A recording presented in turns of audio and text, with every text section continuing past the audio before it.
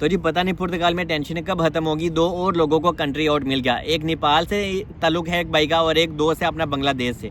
और जो बांग्लादेशी भाई है उसके तो बायोमेट्रिक्स भी हो चुके हैं। लेकिन यहाँ पे एक और चीज़ भी मैं ऐड करता चलूँगा वीडियो के एंड में, कि पुर्तगाल ने जिन लोगों के कार्ड उनको मिले नहीं थे, रिटर्न चले गए थे, वो भी पुर्तगाल ने लोगों को ईमेल सेंड करना स्टार्ट कर दिया। और 1 से 2 बंदों को TRC कार्ड मिला भी है। सबसे पहले आप ये सुन लें इस भाई का मैसेज। अभी उसने मैनेजर ने उसको बोला है तो तुम्हारा कोई दिक्कत नहीं है, तो वो ऑफिसर ने मुझे कॉल करके बोल दिया तुम्हारा पेपर सही है, उस सर्वर में दिक्कत था इसलिए उसने चेक नहीं कर पाया, कंट्री आउट का पेपर दे दिया। अभी मैनेजर ने तो बोल दिया वो बंदा, बट वो तो पुर्तगीज बंदा है, झूठ बोला सही बोला मुझे कुछ नहीं पता। अगर फिर से उसको मैंने वकील लॉयर भी नहीं किया उसके बाद से। तो अभी अगर फिर से पुलिस ने पकड़ लिया तो कोई मसला होगा क्या, मैं यही सोच रहा हूँ। अभी उसका तो फिंगर भी हो गया, फिंगर का मेल भी, मतलब फिंगर का डाटा जो मैंने कलेक्ट किया उसका मेल भी है मेरे पास। अभी क्या करूँ मुझे कुछ समझ भी नहीं आ रहा है भाईजान, थोड़ा सा मेहरबानी होगा अगर आप मुझे आंसर दोगे तो। अच्छा, पहले तो इनके भाई पोर्तो में काम करते हैं, ठीक है, फहीम भाई इनका नाम है। इनके भाई पोर्तो में एक जगह पे काम करते हैं और पुर्तगीसी के पास काम करते हैं। जैसे कि 2 दिन पहले भी मैंने वीडियो डाली थी कि लोगों को कंट्री आउट मिल रहा है, तो ये इनकी ज़रा टेंशन थोड़ी अलग है, क्योंकि इन्होंने अपने बायोमेट्रिक्स भी दे दी हुए हैं। तो जब GNR इनके वर्क प्लेस पे जाती है, क्योंकि ये इनके जो भाई हैं वो प्रॉपर बेचारा अच्छी तरह से और लीगल काम कर रहा है, और उसने कोई असाइलम किसी और कंट्री में कोई ऐसा वैसा सीन नहीं है उसका, तो GNR उसके वर्क प्लेस पे आराम से पहुंच गई, क्योंकि वो लीगल काम कर रहा है, उसका सोशल में कॉन्ट्रैक्ट भी एक्टिव है, तो आराम से पुलिस वर्क प्लेस पे ढूंढ के पहुंच जाती है। ये नॉर्मल है, इसमें कोई बड़ी बात नहीं है। तो जब GNR वहाँ पे पहुंची तो उन्होंने उसके डॉक्यूमेंट्स देखे, और इनके भाई ने ये भी बताया कि मेरे बायोमेट्रिक्स भी हो चुके हैं, आइमा को फ़ीस भी पे हो चुकी है 400 यूरो 397 यूरो, और सब कुछ दिखाया, सारे डॉक्यूमेंट्स दिखाए जो भी लीगल यहाँ पे हमारे पास होते हैं। फिर भी पुलिस वालों ने, GNR ने उसको कंट्री आउट दे दिया, और वो बेचारा तो अभी परेशान हो गया। लेकिन आपको परेशान होने की ज़रूरत नहीं है, ठीक है, मैं आपको बता रहा हूँ, क्योंकि आपको कंट्री आउट दिया है तो GNR के साइबर में मसला था, जो उनके पास वो चेक करने का सिस्टम होता है ना, जो डॉक्यूमेंट्स वगैरह होते हैं, उनके पास मसला हो सकता है, और ऐसा पुर्तगाल में होता है, पहले भी ऐसे केस हो चुके हैं। ओके, तो जब GNR चली गई तो जहाँ पे ये काम करता है उसके बॉस ने GNR को, पुलिस को फ़ोन किया। यार GNR मैं नहीं कहता, ऐसे लोग कंफ्यूज हो जाएंगे, पता नहीं क्या है GNR।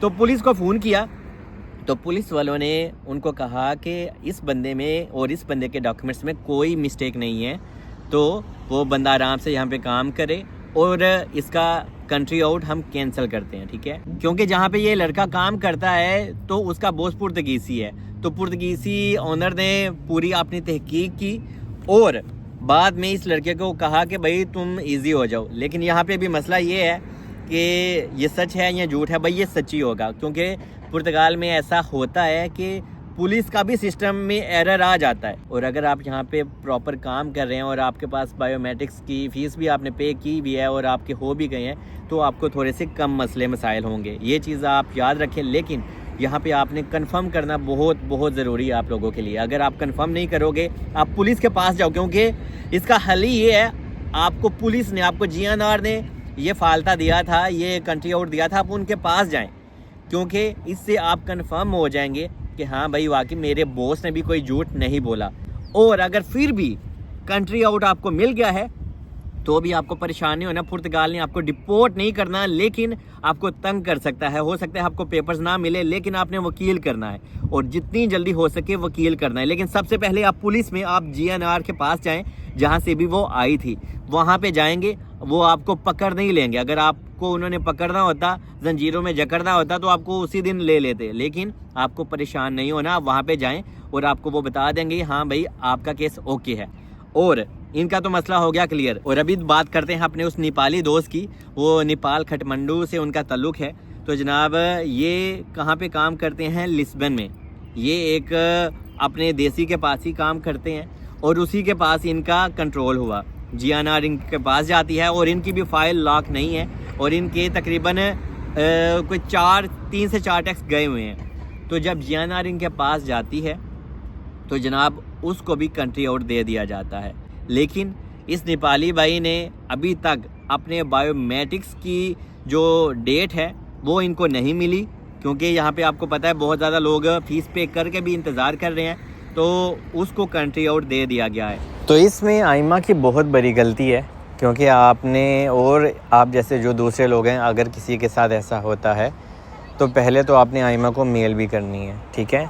और आई थिंक यहाँ पे ना अभी आप सारे लोगों का एकजुट होना भी ज़रूरी है, ठीक है।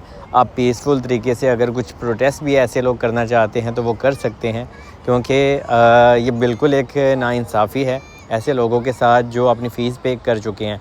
लेकिन ये तो बातें होती रहेंगी, लेकिन आपने जितनी जल्दी हो सके अपने लिए वकील करना है, क्योंकि वकील जितनी जल्दी आप करेंगे वो आपका आगे प्रोसेस फॉलो अप करेगा। क्योंकि अगर कंट्री आउट मिलता है तो वो 20 दिन का टाइम देते हैं, तो इन 20 दिनों में आपने अपने केस को आगे फॉरवर्ड करना है।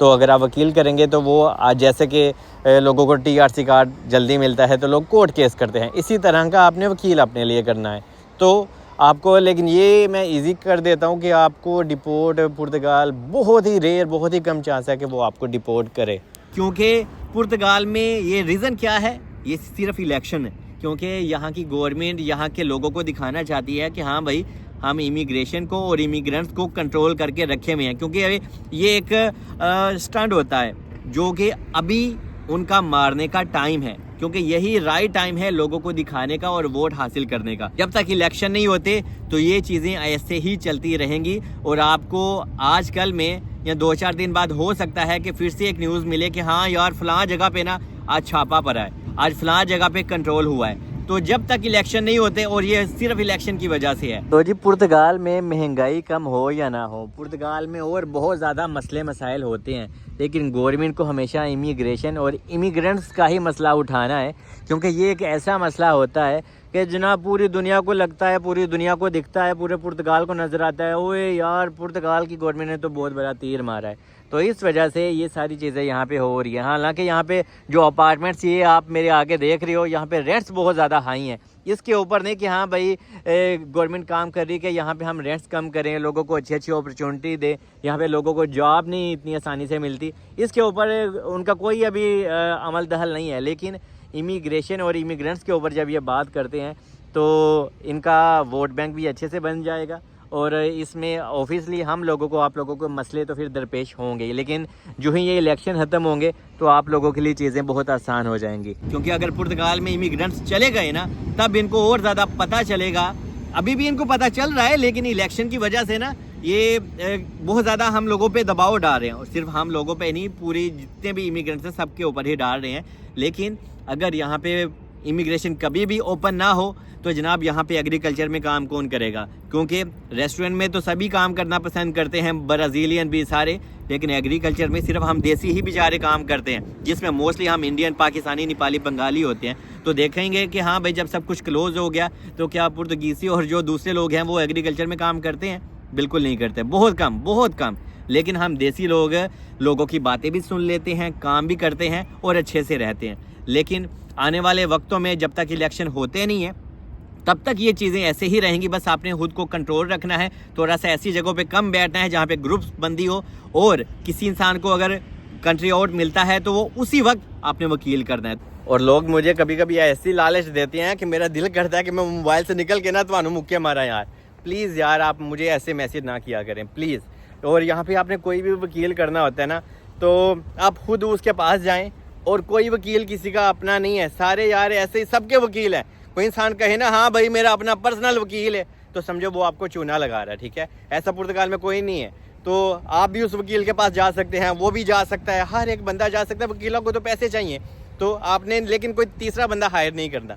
आपने जो सा भी वकील करना होता है आप डायरेक्ट जाया करें यार। तीसरे बंदे को जो पैसे देने हैं ना आपने, वो अपने उत्ते लाओ तुसी, क्योंकि तीसरे बंदे ने आपसे अलग से पैसे चार्ज करने होते हैं। तो क्यों देने हैं जब आपको रास्ता पता है? यहाँ पे चप्पे चप्पे पे वकील हैं तो आप खुद जा सकते हैं और आप अपने पैसे सेव कर सकते हैं। और आपने मार्ती मनीज और दी वैलेस, मतलब कि जहाँ पे अपनी देसी कम्युनिटी थोड़ी ज़्यादा होती है, ऐसी जगहों पे भी थोड़ा सा कंट्रोल रखना है कि बैठना नहीं है, क्योंकि ज़्यादा कंट्रोल मार्ती मनीज में ही होता है। आप लोगों को पूरी पुर्तगाल में पता है कि हाँ भाई मार्ती मनीज एक ऐसा एरिया है पूरे पुर्तगाल में, लिस्बन में, जिसको सबसे ज़्यादा हाई अलर्ट किया जाता है। जब इनके पास कुछ नहीं होता तो ये वहीं पे जाके छापे मारते हैं, पार्कों में बंदों को पकड़ते हैं, उनकी आईडी वगैरह चेक करते हैं। तो भी बात करते हैं टीआरसी कार्ड के, जिनके कार्ड रिटर्न हो गए थे। तो जनाब आप अपनी ईमेल चेक करें, क्योंकि बहुत ज़्यादा लोगों को ईमेल्स आ रही हैं, तो आपको पता चल जाएगा और आप अपना कार्ड आराम से कलेक्ट कर सकते हैं आइमा से।